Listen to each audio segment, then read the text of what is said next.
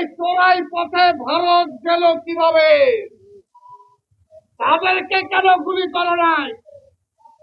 একটা কৃষককে গুলি করেন, আর আওয়ামী লীগের প্রতি কোট করা পড়া যার সীমান্ত অতিক্রম করে তারে করেন না, তাহলে ওরা কি আপনার দেশের নাগরিক? শেখ হাসিনার নাগরিকত্ব দেন, অসুবিধা নাই, কিন্তু যাই করেন বউয়ের মতো খাতির করেন। কিন্তু তারপরও পরিষ্কার কথা, শেখ হাসিনা এই দেশে গণহত্যা চালিয়েছে, আমার মায়ের মুখ খালি করেছে, আবার ইলিয়াস আলী চৌধুরী আলমকে আমরা এখনো খুঁজে পাই নাই। সেটার জন্য হাসিনাকে আদালতে দাঁড়াতেই হবে। পরিষ্কার কথা, পরিষ্কার কথা, আন্তর্জাতিক আইন ভারতকে মানতে হবে,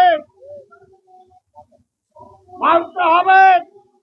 যদি ভারতের কোন অপরাধী বাংলাদেশে স্থান নেয়, তার বিরুদ্ধে যদি আপনার সোচ্চার হন, আমরাও বলবো বাংলাদেশ বিরোধী যদি কোন শক্তিকে আপনি জায়গা দেন, তাহলে বাংলাদেশও সোচ্চার হবে তাকে ফেরত দেওয়ার জন্য। তাই বলতে চাই, আমরা ভুলে যাই নাই শাপলা চত্বর, আমরা ভুলে যাই নাই বিডিআর, আমরা ভুলে যাই নাই 17 বছরে অসংখ্য মায়ের মুখ খালি করেছে আওয়ামী লীগ। আজকের এই শিক্ষক বলেন, আজকে ব্যবসায়ী বলেন, আজকে হকার বলেন, সাংবাদিক বলেন, আজকে সারা দেশটাকে লুটপাট করে শেষ করে দিয়েছে। সবচেয়ে বড় কথা, এই দেশটাকে মিথ্যাবাদী বানায় বলছে, চরিত্র শেষ করে দিতে, রাজনীতি থেকে শুরু করে প্রত্যেকের চরিত্র নষ্ট করে দিচ্ছে শেখ হাসিনা। সবাইকে মিথ্যা কথা বলতে বাধ্য করছে, সবাইকে ঘুষ খাইতে বাধ্য করছে, সবাইকে দুর্নীতি খাইতে বাধ্য করছে। সেই কারণেই আজকে যদি দুর্নীতি বন্ধ করতে পারেন ইউনুস, তাহলে ট্যাক্স বাড়াইতে হবে না। আপনি যদি টাকায় ধরতে পারেন, তাহলে ওই পকেট পাইকে আপনার ধরতে হবে না।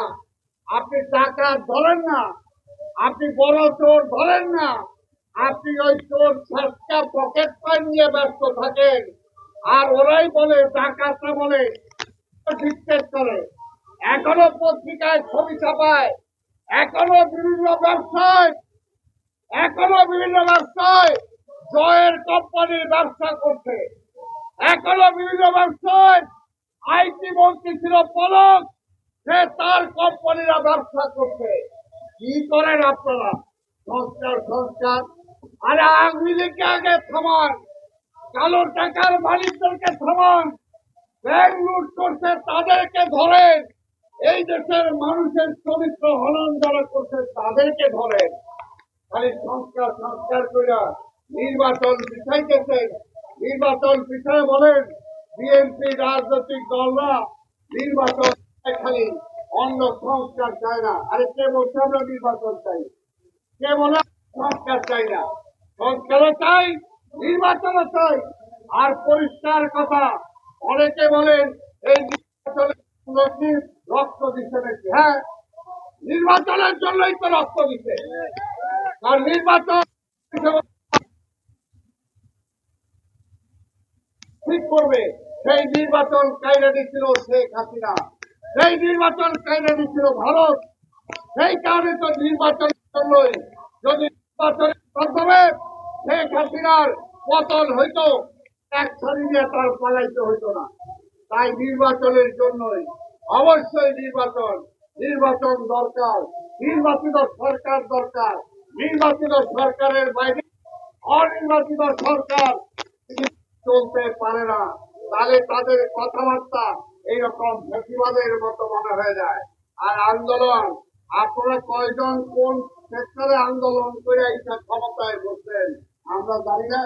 এগুলো বইলা লাভ নাই, এগুলো বইলা লাভ নাই। আমরা চাই এই সরকার সফল হোক, এবং আওয়ামী লীগের তারা চায় না এই সরকার।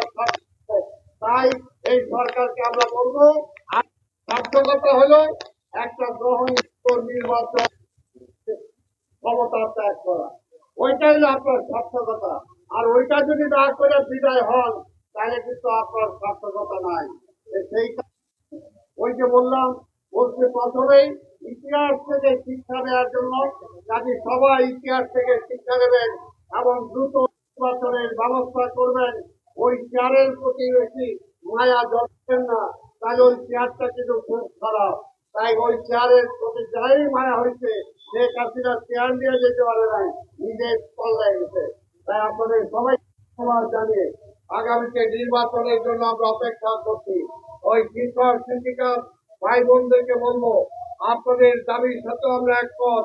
আমরা চাই সবার দাবি দেওয়া পূরণের জন্য আগামী নির্বাচিত সরকার সেই ব্যবস্থা গ্রহণ করবে। জনগণের অধিকার জনগণ ফিরিয়ে দেবে।